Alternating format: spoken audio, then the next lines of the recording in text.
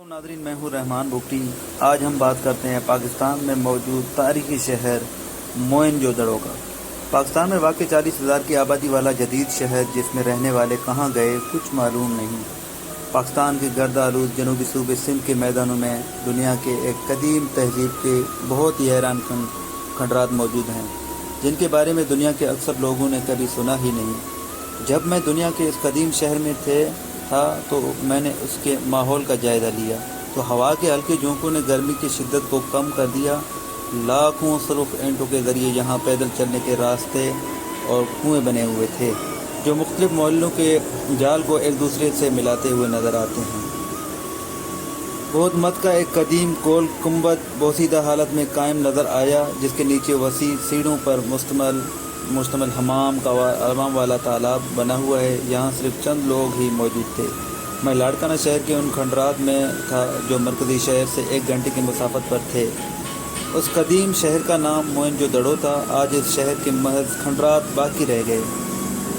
4,500 سال پہلے یہ نہ صرف دنیا کے قدیم ترین شہروں میں سے ایک تھا بلکہ ایک ترقی پذیر خطہ تھا جس میں اپنے دور کے لحاظ سے انتہائی جدید انفراسٹرکچر موجود تھے۔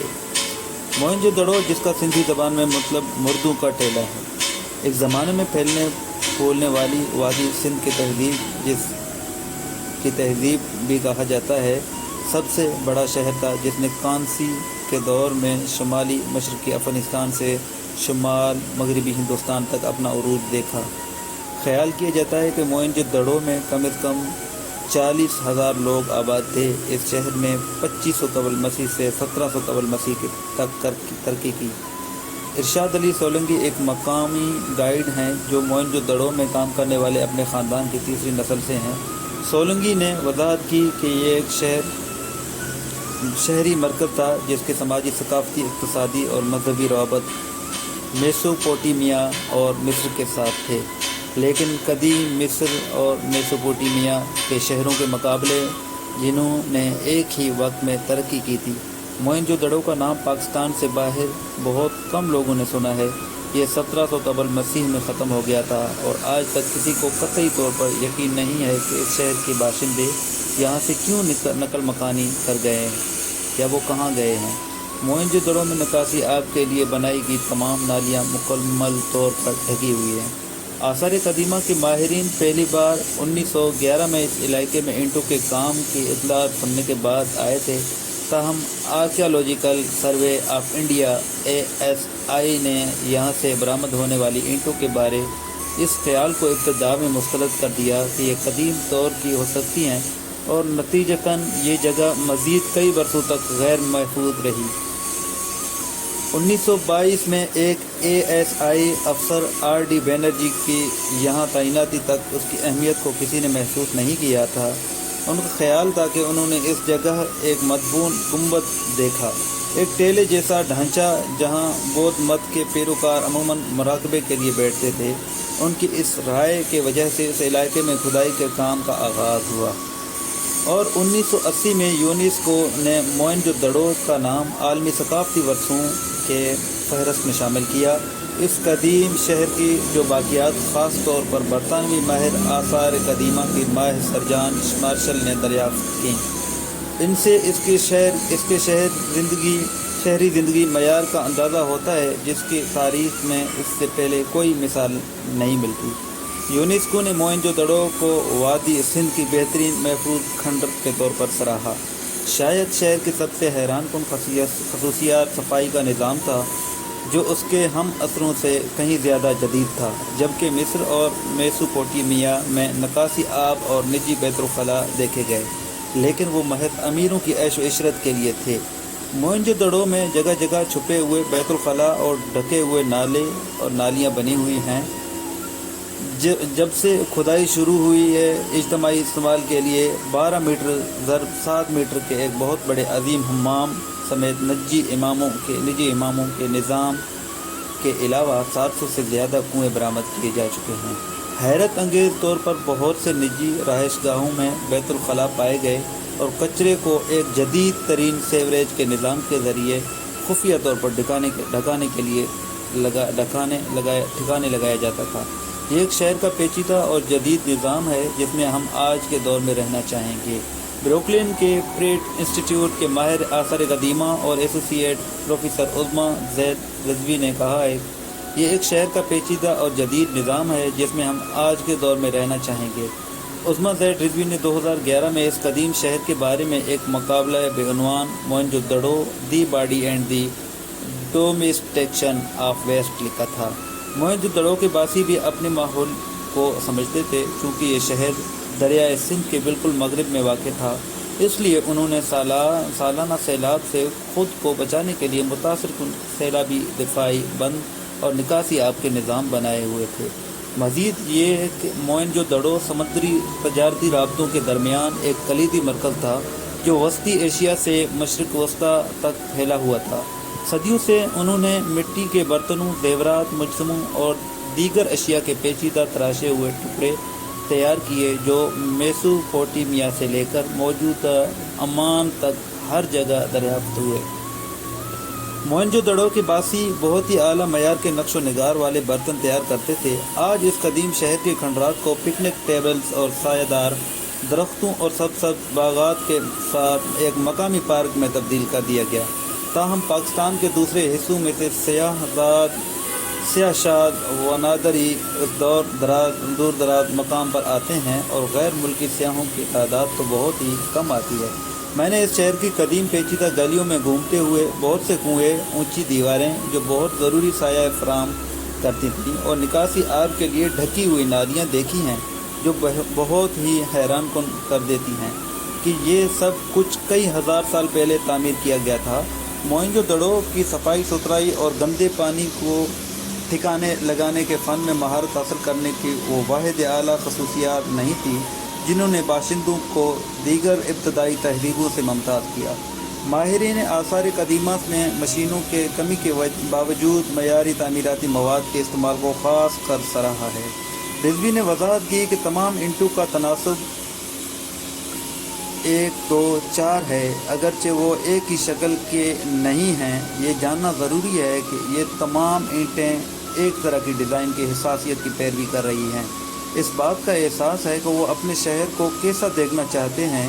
اگر آپ ہر چیز کو ایک تناسب کے مطابق بناتے ہیں، یہاں تک کہ وہ خالی جگہیں جن سے آپ گزر رہے ہیں، تو فطری طور پر ایک مخصوص ڈیزائن کی پیروی کرتے ہیں جو تناسب کی حساسیت بھی ظاہر کرتی ہے۔ یہ اینٹیں جنہیں دھوپ میں خشک کر کے بھٹے میں جلایا جاتا تھا، ہزاروں سال گزرنے کے باوجود مضبوطی کے ساتھ برقرار ہیں، اور جبکہ یہ شاندار فن تعمیر جیسا کہ حویلیاں، عبادت گاہیں اور سماجی حیثیت کا تعین کرنے والی دیگر عمارتیں اور دیگر اشارے موئن جودڑو کے ڈیزائن میں نظر نہیں آتے، عظمیٰ رضویہ نے ان کی غیر موجودگی کی وضاحت کی کہ اس کا مطلب یہ نہیں ہے کہ یادگار فن تعمیر کا کوئی وجود نہیں تھا۔ انہوں نے کہا ہے کہ یہاں اس شہر کی یادگار بات اس شہر کا بنیادی ڈھانچہ ہے۔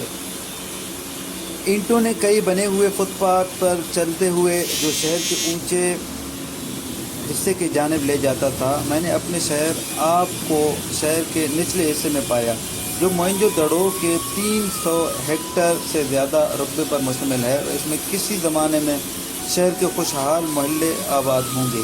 اس شہر کی کامیابی کا اصل راز اس شہر کے اعلیٰ معیار کی تنظیم تھا۔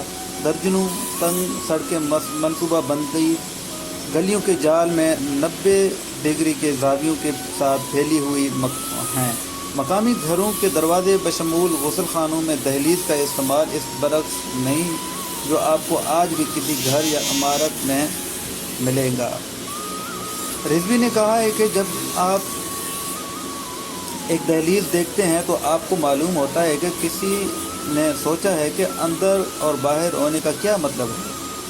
موئن جودڑو کے گھاس والے علاقے میں قائم ایک چھوٹی سی عمارت ہے جس میں میوزیم ہے، جسے دیکھنے کے بعد آپ کو اس کھنڈر کے شہر کے بارے میں مزید آگاہی ہوتی ہے۔ سینکڑوں آرائشی مہریں جن میں اکثر ایک ہی جانور منقش ہوتا ہے، نیز مجسمے، زیورات، اوزار، کھلونے اور مٹی کے برتنوں کے ٹکڑوں کو اس جگہ بہت احتیاط کے ساتھ نکالا گیا۔ شیشے کے شیلفوں کے قطاروں پر مین سجائے گئے ہیں۔ نوادرات کو اچھی طرح سے محفوظ کیا گیا تھا۔ نوادرات میں سے 2 مجسمے تھے، ایک جو جوہرات پہنے ہوئے ہیں، ایک نوجوان عورت اور دوسرا ایک اچھی طرح سے تیار آدمی جو اعلیٰ مرتبے کا معلوم ہوتا ہے۔ رضوی نے وضاحت کرتے ہوئے کہا کہ اشرافیہ کے طبقے کا کوئی بڑا آدمی ہوگا، ہم نہیں جانتے کہ وہ پادری تھا یا بادشاہ۔ جب جسمانی آرائش، جسمانی نگہداشت کی بات آتی ہے تو ہمیں تفصیل کی طرف توجہ دلاتی ہے۔ اس سے ہمیں آگاہی ملتی ہے کہ رہائشی اپنے آپ سے اپنے جسموں کے ساتھ کیسا سلوک کر رہے تھے۔ انہیں واضح طور پر ریاضی کی سمجھ تھی، واضح طور پر جیومیٹری کی سمجھ تھی، واضح طور پر فیشن کی سمجھ تھی۔ موہنجو دڑو کی کھدائی کے بعد سے اب تک 700 کنویں دریافت کیے جا چکے ہیں، تاہم ایسی بڑی تفصیل جو اس قدیم شہر کی باسیوں کی زندگیوں اور ان کے ادوار کے بارے میں بہت کچھ بتا سکتی ہیں، وہ تاحال ابھی بھی ایک راز ہے۔ اگرچہ قدیم تحریری اکثر تہذیبوں کے رازوں سے پردہ اٹھاتی ہے، لیکن موہنجو دڑو کے ساتھ ایسا نہیں ہوا، جس کے باشندے سندھ وادی طرز تحریر کے نام سے پہچانے جانے والے اسکرپٹ کو استعمال کرتے تھے۔ میرے گائیڈ سولنگی نے کہا ہے کہ یہ ایک تصویری زبان تھی جس میں 400 سے زیادہ حروف تھے، اسے ابھی تک کوئی پڑھ نہیں سکا ہے۔ موہنجو دڑو کا انجام کیا ہوا، یہ ایک اور معمہ ہے جو ابھی حل ہونا باقی ہے۔ مجموعی طور پر یہ محققین کو یقین نہیں ہے کہ یہ شہر 1700 قبل مسیح کے آس پاس کیوں ختم ہو گیا ہے۔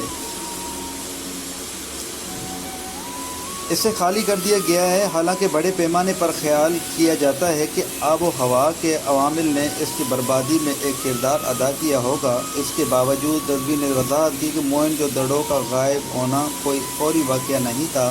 انہوں نے کہا ہے کہ شہر خود اچانک خالی نہیں ہوا تھا۔ 1900 قبل مسیح کے آس پاس آپ دیکھتے ہیں کہ ایک تبدیلی ہوتی ہے، شہر میں رہنے والے لوگوں کے نشانات مادی صورت میں کم ہونا شروع ہو جاتے ہیں۔ ایسا نہیں ہے کہ سب چلے گئے ہیں، لیکن کچھ محلے ایسے ہیں جو آپ شروع کرتے ہیں، اس کے بعد کے ادوار میں آبادی کی تعداد پہلے کے ادوار کی طرح نہیں رہتی۔ آپ دیکھتے ہیں کہ لوگوں کے شہر چھوڑنے کی رفتار سست ہے۔ کئی ہزار سال بعد اب اگست 2022 میں پاکستان میں آنے والے تباہ کن سپر سیلاب کے بعد یہ شہر ایک بار پھر خطرے سے دوچار ہے۔ ڈاکٹر اسماء ابراہیم، ماہر آثار قدیمہ اور میوزیالوجسٹ جو ملک بھر میں تحفظ کا کام میں مصروف ہیں، نے تصدیق کی ہے کہ موہنجو دڑو کو نقصان پہنچا ہے۔ اس کی سائٹ پر سیلاب اس سے کم تھا جو آثار قدیمہ کے ماہرین کو اصل میں خدشہ تھا۔ کئی مکانات 2 منزلہ تھے جو موٹی مضبوط دیواروں پر کھڑے کیے گئے تھے۔ ان کی چھتیں اونچی تھیں تاکہ ان کے گھروں کو ہوادار اور ٹھنڈا رکھا جا سکے۔ جب ان سے پوچھا گیا کہ موہنجو دڑو کو آئندہ کیسے محفوظ رکھا جا سکتا ہے، ابراہیم نے اضافی پانی کو سائٹ سے ہٹانے کے لیے چینلز کے استعمال کی سفارش کی، لیکن ساتھ ساتھ زور دیا کہ طویل مدتی حکمت عملی کی ضرورت ہے۔ علاقے کے لیے ایک دیرپا منصوبہ نہ صرف آثار قدیمہ کو فائدہ دے گا بلکہ اس کے آس پاس رہنے والے سولنگی جیسے بہت سے مقامی لوگوں کو بھی فائدہ پہنچے گا۔ ڈنڈ گاؤں میں سولنگی کے گھر سے بودھ مت کا گول گنبد صاف نظر آتا ہے۔ انہوں نے زور دیا ہے کہ میرے لیے موہنجو دڑو قدیم تہذیب کا خزانہ ہے، ہمیں اس کی آئندہ نسلوں کے لیے حفاظت کرنی ہے۔ اسی طرح موہنجو دڑو کی کئی بہت بڑی ہی تاریخ ہے۔ چند آج جو ہمارے ذہن میں تھے، جو ہم نے پڑھے تھے، وہ آپ کے خدمت میں ہم نے پیش کیا۔ اس کے ساتھ ہم کو اجازت دیجیے گا۔ اللہ حافظ۔ ناظرین، میں ہوں رحمان بگٹی۔